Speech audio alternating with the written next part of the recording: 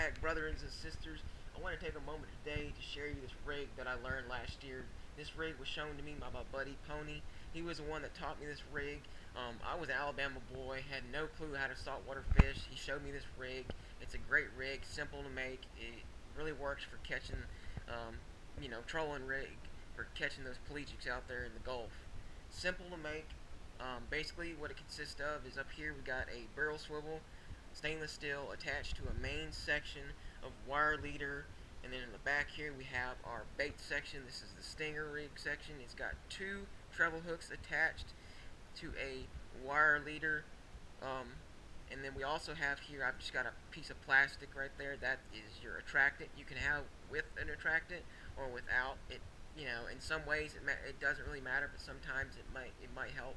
I found it worked both ways. I caught them without, and I also caught them with it on there. Simple to make. Basically, all you're going to need is some wire. This is Malin number 6, 61 pound. Definitely wouldn't go any less. You could probably go a little bit bigger. It really doesn't matter. Just don't go any less. I've got number 4 treble hooks. These are Mustad Kingfish treble hooks. And then I've also got my swivels here. These are barrel swivels, stainless steel. Don't use the cheaper ones. You can get cheaper ones for like $3 or $4. Don't buy them, because what's going to happen is with these, being that they're barrel, they twist a lot better. The cheaper ones don't have that good twist, and if you're using monofilament, they will create a lot of twist in your monofilament line, and it's going to cause you problems. So basically what you're going to do is you're just going to get your monofilament out, or not your mono.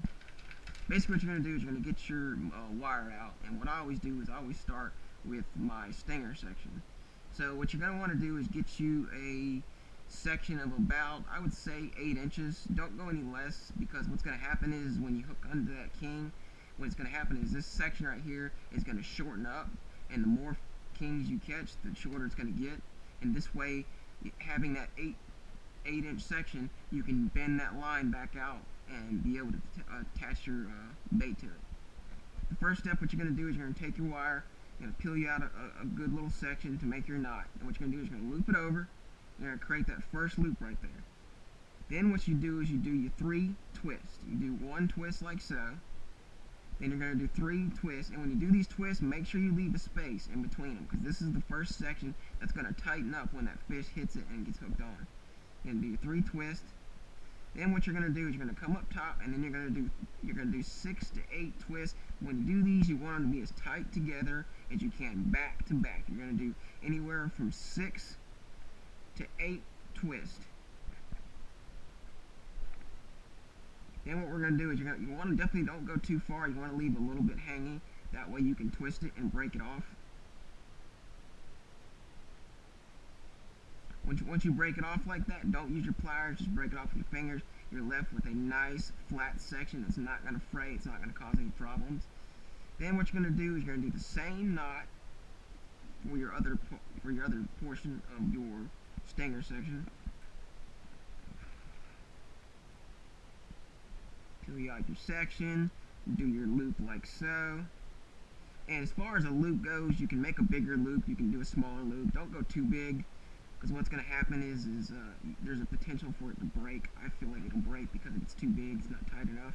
Do your 3 loops with sections, with space in between each section. Then what you're going to do is you're going to do your overlaps. 1, 2.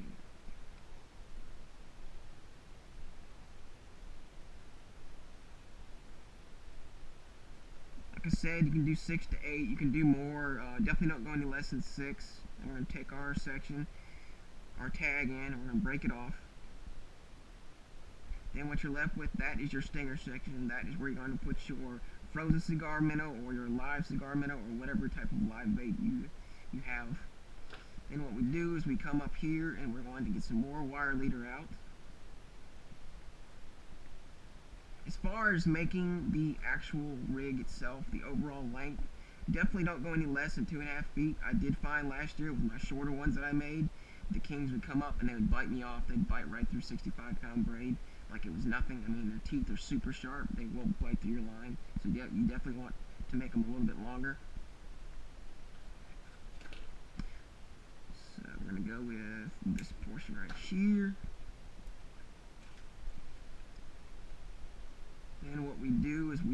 attach our main line to our hook. Don't attach it through the loop your last loop you made. You just attach it through the hook and in the same knot, 3 loops with space, then your 6 to 8 tight loops or tight twist.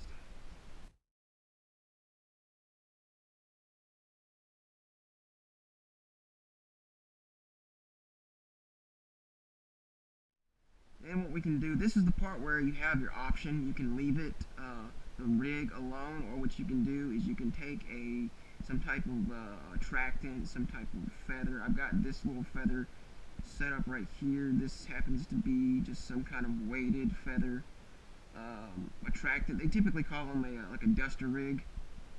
So I'm going to add this one on here. Like so. Like I said, you can do it without or either or, with it or without. It really doesn't matter. Like I said, I have actually had kingfish days I've had both on, and I've actually caught kingfish without some type of attractant versus my other rod that I had it on there. So then what we're going to do is we're going to take our barrel swivel. This happens to be, this is a 220 pound rated barrel swivel. You can go a little bit lighter.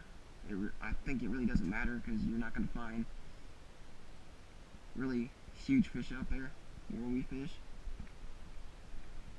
So then what we're going to do is we're going to do our same knot, 3 loops with space.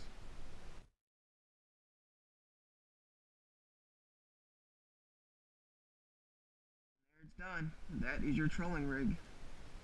Super simple. It basically consists of 3 knots, stinger section, main line, some type of attractant or not, pliers, swivels, hooks, wire leader. That's it. You're ready to go. Catch you a fish. If you plan on going out in the Gulf this year and you want somebody to fish with, give me a holler. I'm gonna be out there. Tight lines.